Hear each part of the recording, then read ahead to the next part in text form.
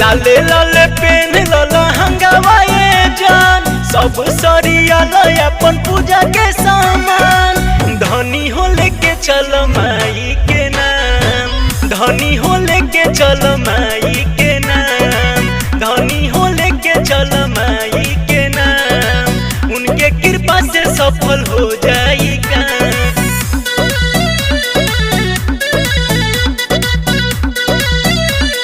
Music by Vikas Roshan।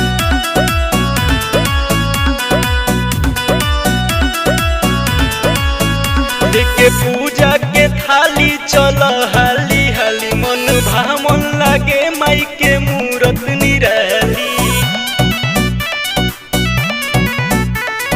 पान फूल धूप अगरबत्ती पिया हम ले बानी चुनरी चढ़ाइब हम जाई के माई पे सिरहानी। माई के जयकारा लगे दुनिया जहान माई से रवाली के महिमा महान धनी हो लेके चल माई के नाम उनके कृपा से सफल हो जाई काम। धनी हो लेके चल माई के नाम उनके कृपा से सफल हो जाई काम।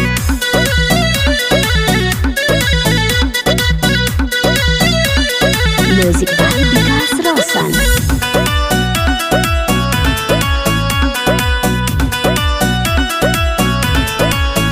माई के अढ़ौल के हार धनी ली ह बनाई फूल अढ़ौल पमैया जाली लुभाई। बेल जूही चंपा के फूलवा हम लेनी सजाई परी जब गजरा पर नजरा मन खुश होई जाई। भीड़ बाटे भारी अभी बाड़ू अनजान धइल तू हाथ साथ छुट्टी ना ये जान। धनी हो लेके चल माई के नाम धनी हो लेके चल माई के नाम उनके कृपा से सफल हो जा।